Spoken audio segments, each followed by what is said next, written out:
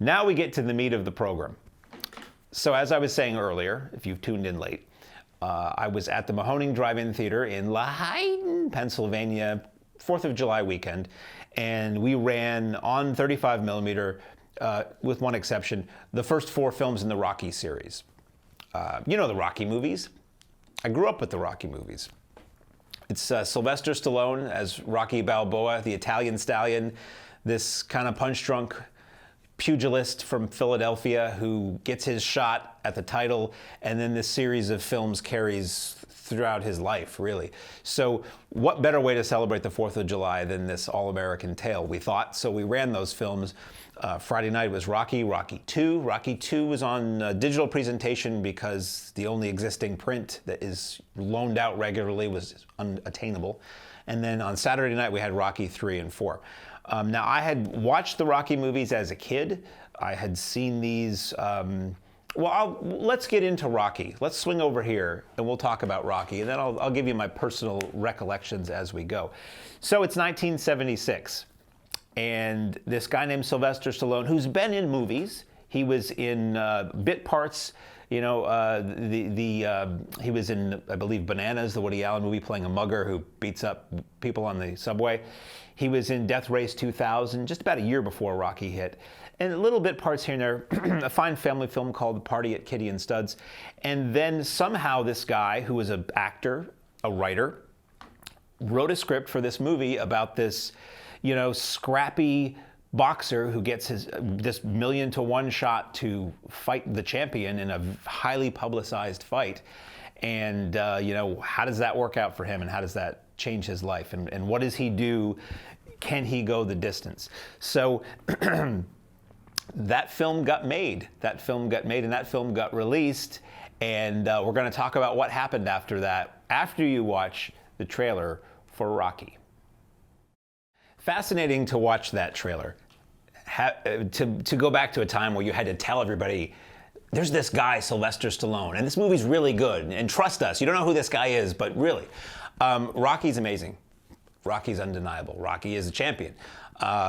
So it's this movie about this guy who you could call a loser in life. He's a boxer. He fights in these smoky little clubs for chump change and barely makes any money. He just wants, this is what he's good at. It's what he wants to do. On the side, he's a collection guy for a mobster, a loan shark, played by Joe Spinell, who I totally forgot was in this movie and was great to see. Wonderful, subtle performance. Rocky has, you know, a thing for this girl, Adrian, who works in a pet store, this mousy girl who he's friends with her older brother, who's sort of it's just this collection of losers, and I don't mean that necessarily in a negative way. They're just people who are just scraping to get by. And out of the blue, Apollo Creed, played by Carl Weathers, incredibly charming and intelligent performance by Carl Weathers. He's going to fight this guy. That guy drops out, can't make it, and he's like, well, what do we do to keep the publicity up? Let's just pick a nobody and give him a shot at the championship. And they, almost out of a phone book, they pick Rocky.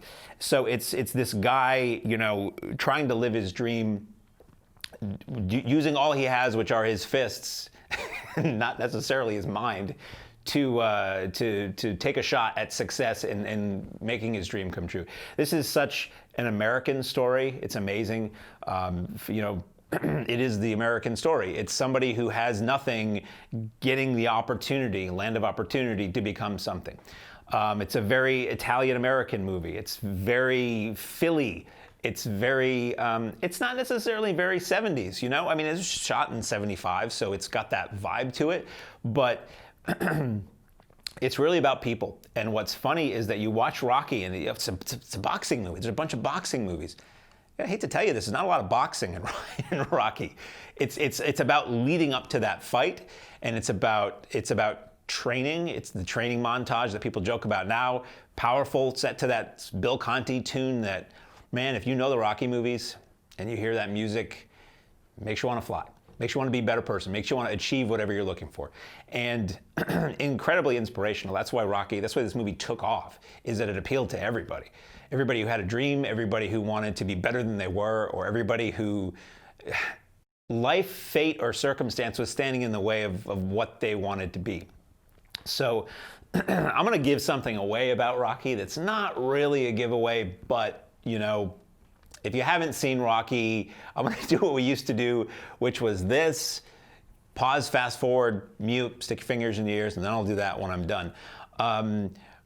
Okay.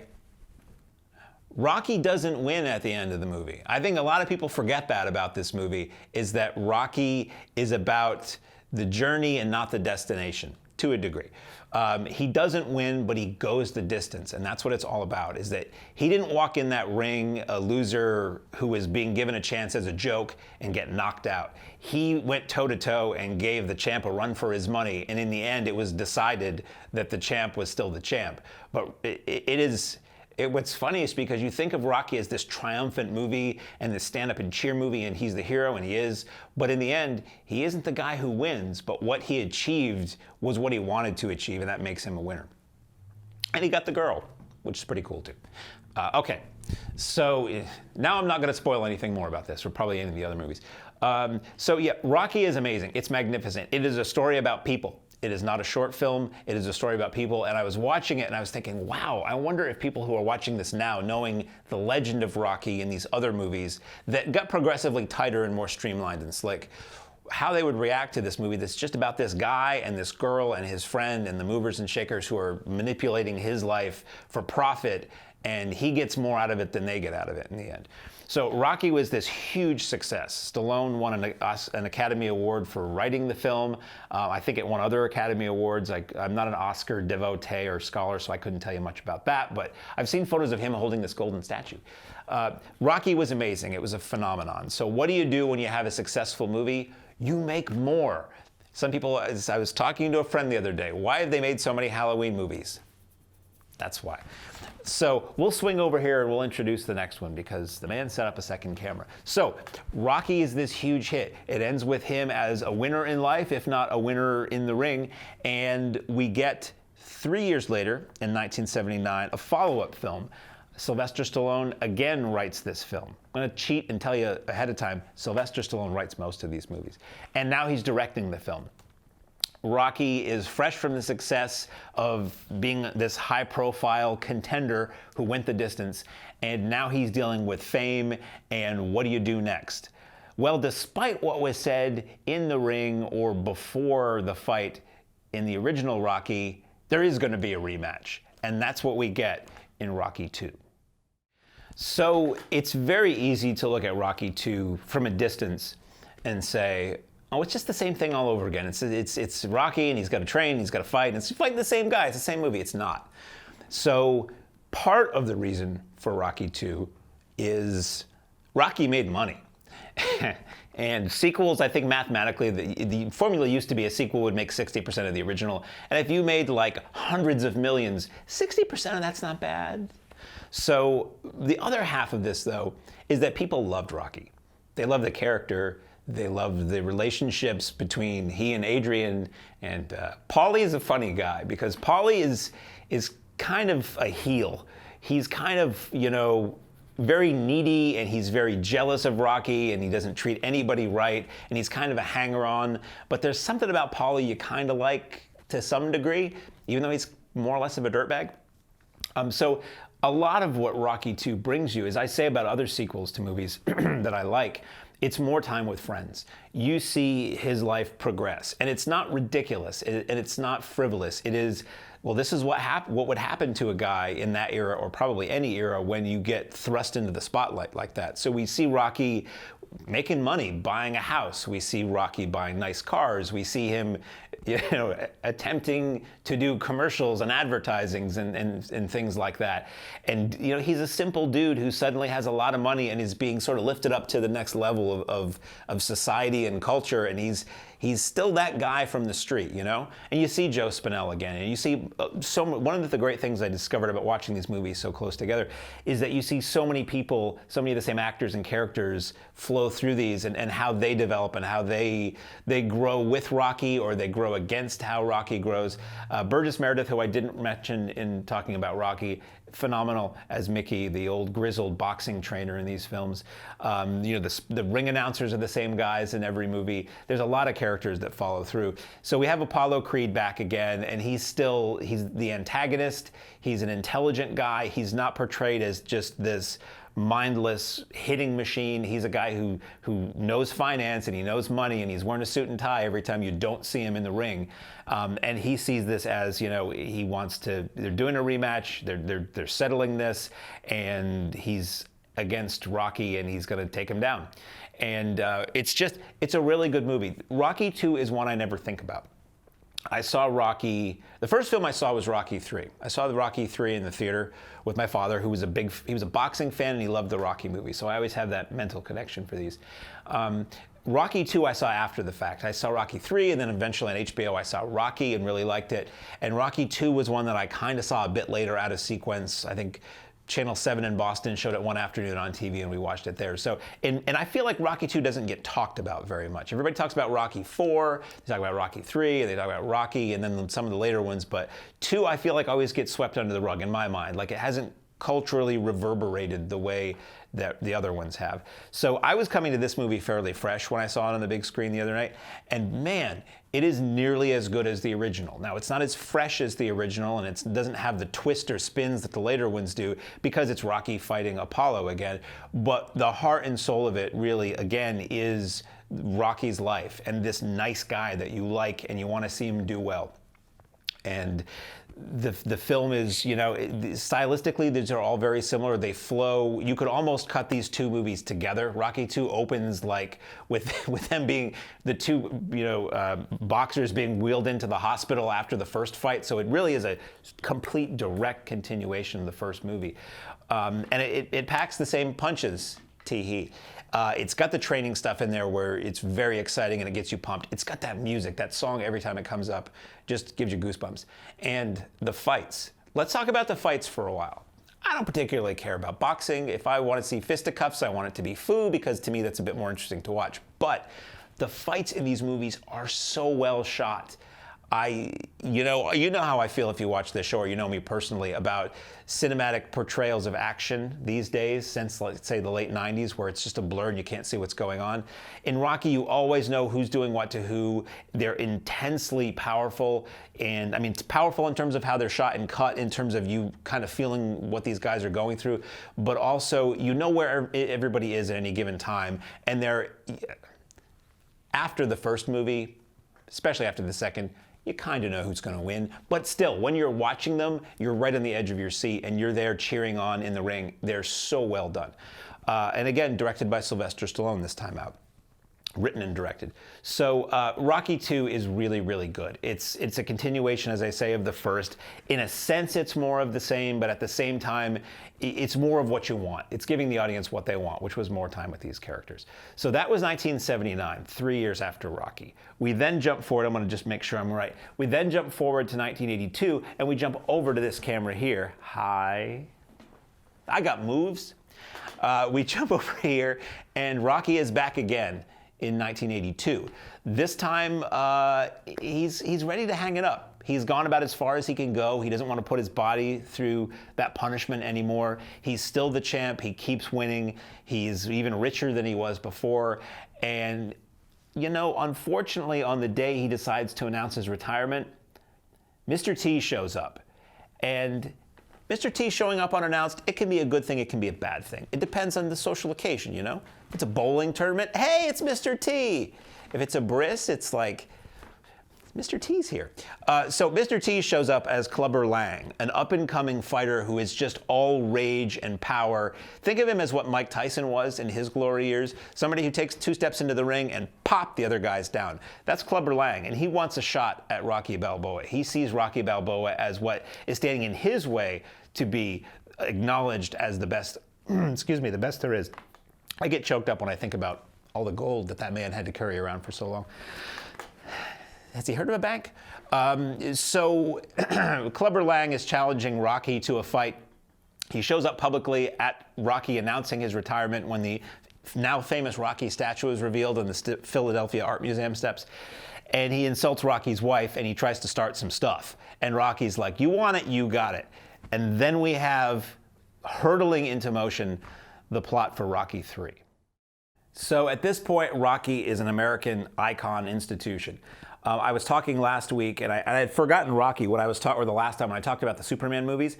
when Superman, what was it, Superman 2 or 3 came out, you were still getting new James Bond movies, new Indiana Jones movies, new Star Wars movies, and I forgot to mention new Rocky movies. So as a kid, at the age I was 9 when this came out. No, I was 8 when this came out. When you think of the most iconic film, at least male film heroes of the 80s and arguably of cinema history, so many were still active at that point, and it was amazing. So I went with my father to see Rocky 3. I had seen the ads on TV. It looked good to me. I'd never seen a Rocky movie. He'd seen the other ones, and I just loved it. It was great. And watching it again so many years later, decades later, at the Mahoning on the big screen on film, it was still great. Rocky 3 cooks. This movie works. What I was surprised at with the other ones, that they were so much more character heavy and it took longer to get to the fighting and there wasn't as much fighting, Rocky 3 dispenses with that. Between just having a much faster 80s sensibility in terms of its cutting style and forward motion in the story, you do get more boxing, and it's like a powerhouse. This movie moves, and I'm not saying there's anything wrong with Rocky or Rocky 2. It's just Rocky 3 is where they become the movies that I think a lot of people think of them as being. So Mr. T is scary as Clubber Lang. He's flat out scary. This was pre-A-Team. I had seen Mr. T on this show on NBC called Games People Play. It was like a Sunday afternoon show where it would be oddball, sort of like Wide World of Sports, oddball things. And it was a bar bouncer competition. And I remember Mr. T because at the age I was and in the world I was in at that time, you didn't forget somebody who looked like Mr. T, seeing him for the first time. So I'd only seen him in that, so I had no preconceived notion of who this guy was. So you watch Rocky 3, Mr. T's scary, he's a powerhouse, and he's coming after Rocky. So there's a real threat here. Rocky is personally insulted. They insulted his authority. They insulted his wife.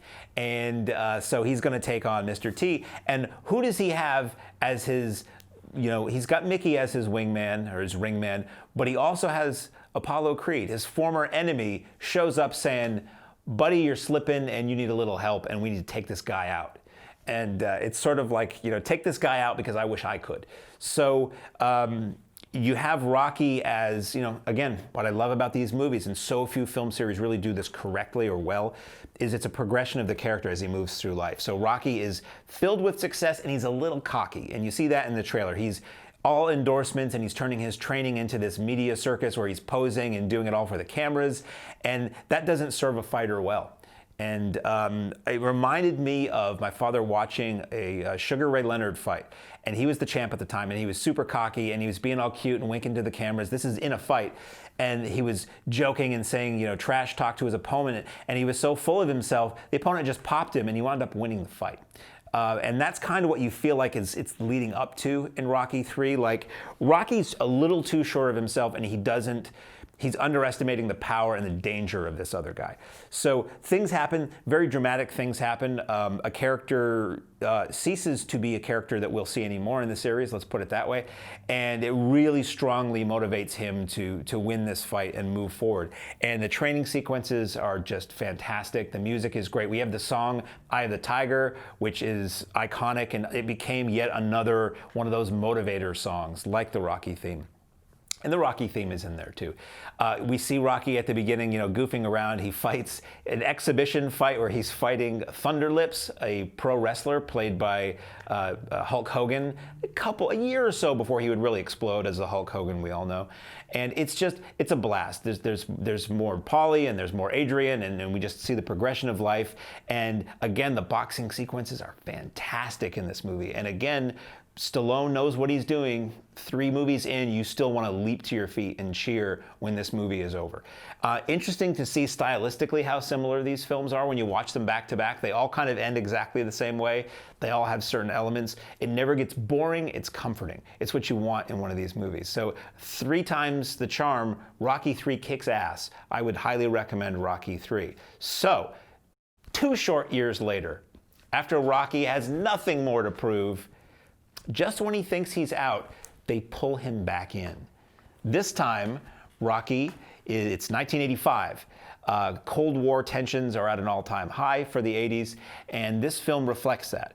In this film, Rocky takes on a more machine than man, a technologically perfect computer-trained pugilist from Russia, Dolph Lundgren as Ivan Drago in Rocky IV. So Rocky is back. This time, something extreme. I don't want to give anything away. It's probably known by pretty much everybody, but I hate to me, every movie somebody may never have seen before or heard about. And every film works best knowing as little as possible going in. So I'll give you the broad strokes on this one. So Apollo Creed is set to fight this Russian boxer in an exhibition bout on the 4th of July, and just this big, crazy, silly thing to have some fun. And much like Rocky and Rocky III, Apollo Creed underestimates the power and ferocity of his opponent, and something bad happens. So we get in this sequence, and Rocky is basically a sideline. Rocky is retired, I think, at this point, and he's extremely comfortable. He is so comfortable, he buys Polly for his birthday a robot. And there's robot hijinks. And he's got a nice pool and a nice car and all that. And he's basically just the ring man, the towel guy, the corner man, shall we say, for Apollo Creed in this fight that's just this big goofy thing.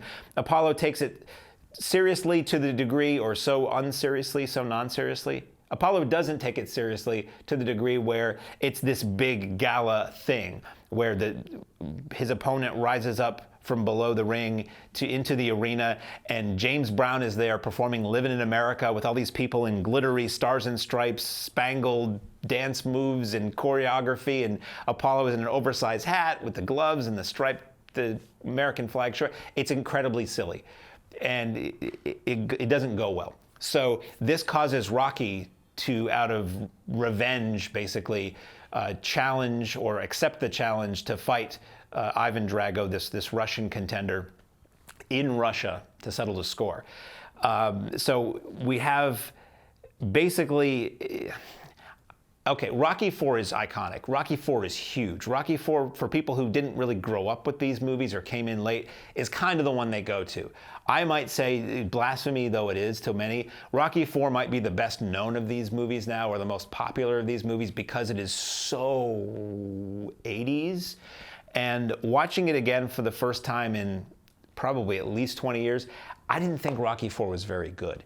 You get more of Rocky's life, which is great. You get his family in that progression. You see Rocky's son. But I thought this movie was mega cheese. It's so 80s, so influenced by the 80s. There's this, my friend Carl was saying, this music video sequence of the movie, and it is. It's like a full-length music video. Now, you've got montages set to music. Films have done that for a while and still do.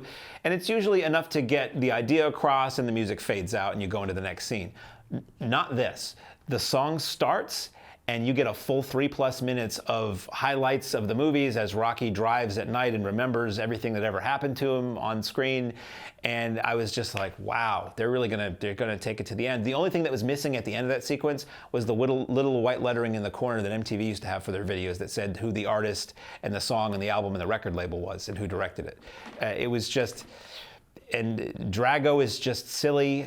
You have Brigitte Nielsen, who wound up being paramour to Stallone for a while. Maybe she already was at this point. No, right after this, because she was in Cobra as well. Cobra I like. Cobra is very 80s, but I like a lot better than Rocky IV.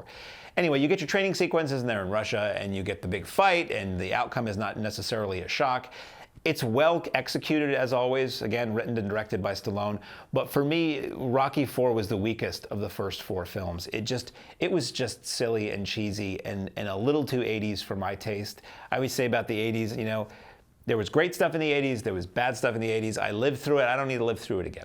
So Rocky IV is, beloved by many, but to me, it was just way too jingoistic, rah-rah, 80s, evil Russian, who everybody talks like a robot. It was just, twasn't for me. Interesting to see again, but wasn't for me. And again, it still did have those things that flowed from film to film that seemed similar. They all end the same way. Okay. That's all I saw recently. I got time. Let's talk about the rest of the Rocky movies. So, in 1990, just when he thought he was out, they pulled him back in again. This was touted as going to be the end of the Rocky series. This again picks up really not far after Rocky IV left off.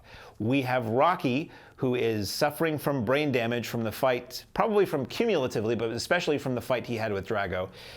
His finances are in shambles. He's basically back to the way he was in the first movie. He's wearing the same hat and coat and fingerless gloves, and he's kind of on the skids.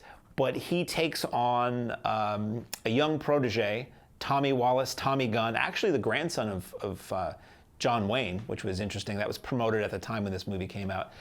John G. Avildsen is back, man who directed the original Rocky is back. Stallone is again writing. So they're trying to bookend the Rocky series with this film, Rocky V.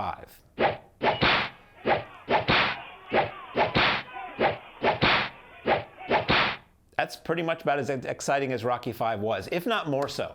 Okay, so I came to Rocky V late. For me, much like Superman 4, like we talked about before, by the time Rocky V rolled around, I was like, really? Still? It sounded interesting, the premise, that he's on the skids, it's going to be a different kind of scenario for Rocky, but I just wasn't interested, so I never saw it in the theater at the time. I didn't see it until cable maybe a few years later. I was just very indifferent about this film. And when I finally saw it, I'm going on memory here for the rest of these. When I finally saw it, it just wasn't that interesting to me. So Rocky is, on the skids. He agrees to train this young guy, so he's sort of in the Mickey position now. And the young guy turns out to be not too good a guy, and he winds up having to reluctantly go into the ring against this guy. And the way they left the movie, it was like, Rocky's health is not very good, his finances are not good, and who knows where he's going to be. I say that because I don't actually remember how this movie ends. I'm going to presume he probably wins in the end. But I'd like to actually watch this again. My intention, before life got crazy and busy, was that I was actually going to watch the rest of the films in the Rocky series so that I could, in my mind, see them all in a row and talk about them here. So Rocky V, it's out there if you want to see it. I don't have a very good memory of it in terms of it being very good or in terms of liking it. But at the same time, it's written by the same guy who wrote the rest. So I am really interested in seeing Rocky V again. If you remember Rocky V, send me an email. movies@CheshireTV.org, or leave a message on Facebook or YouTube or whatever. If you like the Rocky movies, what do you think of Rocky V? Because I'm really curious to see what fans think of that. Fans of Rocky. 1990 was that. 16 years later, Stallone revives the Rocky character. He was in this mode of reviving his characters. He did another Rambo film, which I thought was really good. And then he did another Rocky. Not necessarily in that order. We have a movie called Rocky Balboa. Gone are the numbers. It's Rocky Balboa, and it is really, once again, a character piece. Rocky is much older. He has a nice little restaurant, nice little Italian restaurant in Philly. He's like the host, sort of like, there's another boxer whose name, Jake LaMotta, maybe? Somebody else had, or Rocky Marciano, Sonny Liston. Somebody had their own restaurant at one point, and they would just kind of hang out and greet people. So that's what Rocky is. So again, this movie is predominantly a character piece. Where is this guy all these years later? He agrees to do this like virtual reality or virtual video game bout, and one thing leads to another, and he's going to do an exhibition bout against somebody who is much faster, stronger, better than he is. And at the age he's at, can Rocky pull it off again? It's got the training sequence. It's got a great training sequence. That music kicks in and the goosebumps come up and you're like, I don't care how old this guy is. Kick his ass. I want to see Rocky win again. Rocky Balboa is very good. It was very well received at the time. That's the one of the post-Rocky IV movies, the one I really am most eager to look at again. Again, I haven't seen it since it came out in the theater, but I remember it being very strong and very good. We then move along to 12 years after that. My God, how long has the man been playing this character? We get a movie that's not even about Rocky. We get a movie that's about the son of Rocky's friend and opponent, Apollo Creed. This movie is called Creed from 2000. Sorry, I had to write this stuff down. Creed from 2015. 15? Sure, I can't read my own writing. From 2015, we have Creed. Michael B. Jordan stars as the son of Apollo Creed, sort of the love child of Apollo Creed, Adonis Creed, who he's a boxer and he wants to prove himself and he wants to live up to that name. He wants to feel like he earned the Creed name and be recognized as, an official son, heir to the Creed family, but also heir to the Creed mythos, heir to the Creed legacy. So he winds up enlisting Rocky Balboa as his trainer. So once again, truly, Rocky is Mickey going forward. And we get, Rocky is not in a tremendous amount. This is really about Adonis Creed, but we get more of where Rocky is in life at this point. And to me, the greatest value of the Creed films, personally, is seeing the character of Rocky progress, because it's this guy you know and love like an old friend, and where is he now? We don't really get that in American film. Rocky may be probably the only character we get that's like that. I mean, yeah, we keep getting Indiana Jones movies, but you don't really get the character depth and level of progression in these that you do from the Rocky films. One thing I've always liked about British humor, British comedians, is they will create, Steve Coogan is the best example with his Alan Partridge character. They create a character and they just keep revisiting it for decades, and they grow and they change, and they're like a real person who's comedic.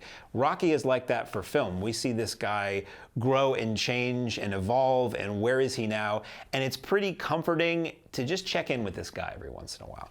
So the first Creed film, it's a good boxing movie, it's a good movie, but it's just a remake of Rocky. My thought when I first saw Creed was the studio or somebody really wanted to remake Rocky, but they know it's sacrilege, so we're gonna call it a sequel. We're gonna say that it's about another character.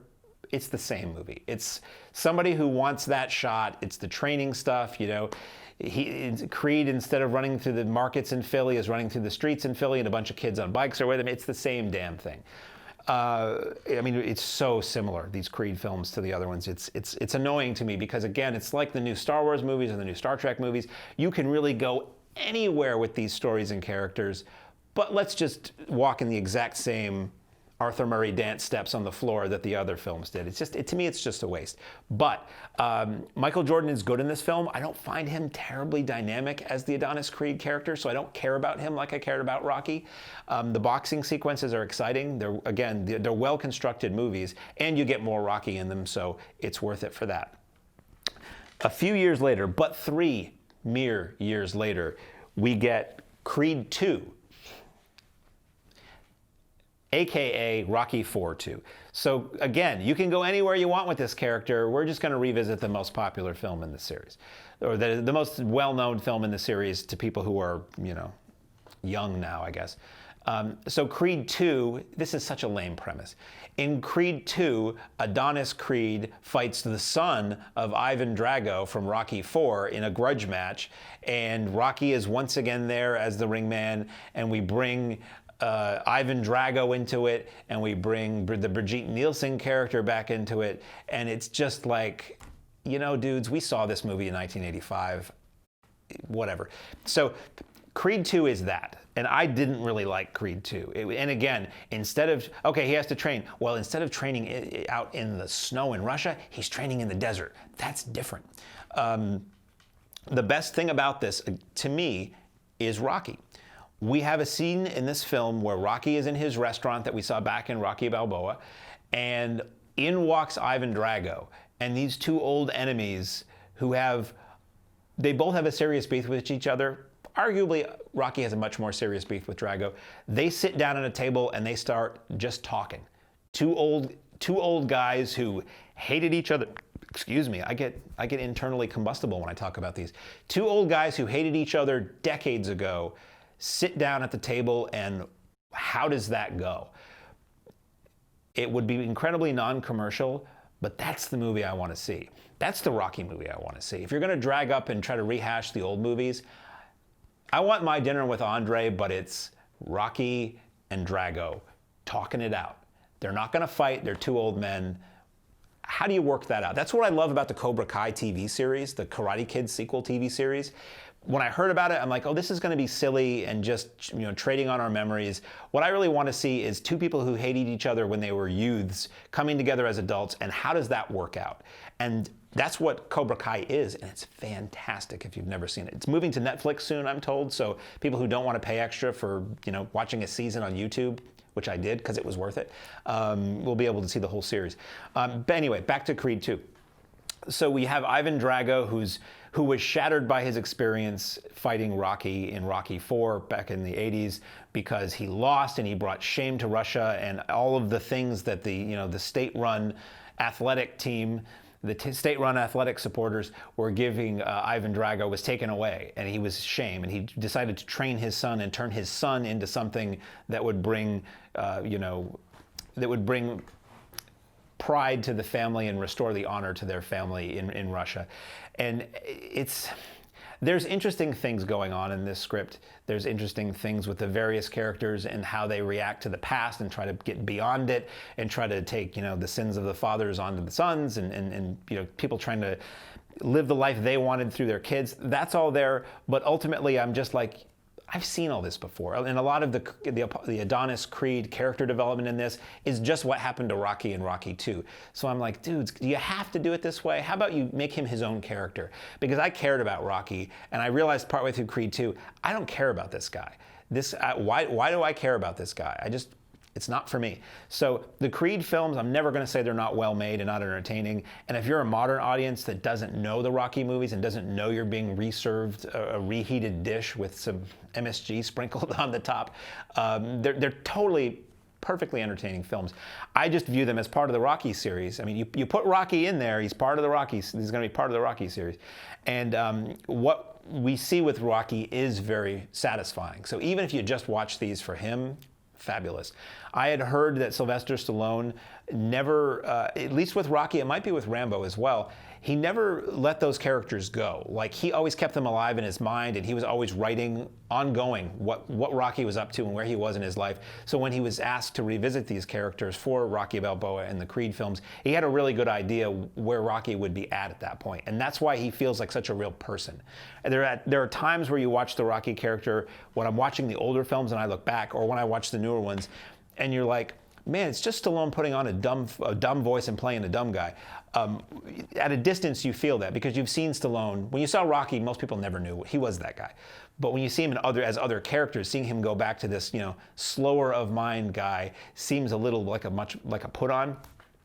But when you actually watch the movies, it seems real and natural, and you forget the other characters he played, and they just work. So I've managed to blab for about a half hour about the Rocky series with some level of informed intellect.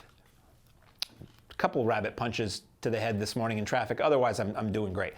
And they're phenomenal. Overall, as a series, we don't have much like this, if anything, in America. A series of films that goes a character that we see and grow with for 40 years, who moves forward and achieves what we all want to achieve, struggles with what we all struggle, and manages to get over the hump every now and again and show you that, yes, this is possible in a very realistic way. This is what this country is about. This is what our ideals are about. This is what can be achieved if... Now, anybody can be anything. Part of that is being lucky. Never forget that Rocky got that shot and got the path that he was able to achieve. A lot of it was talent and perseverance and just spunk, but his name was picked off a list to do that. So if it wasn't for luck and circumstance, he wouldn't be what he is. But anyway, these movies were incredibly inspirational to me as a kid, and they continue to be now when I watch them again. I strongly advise revisiting them, at least the first three, and see what you think. Let me know. If you love Rocky, drop me a line, movies@CheshireTV.org, comment on Facebook or YouTube or wherever you might see this.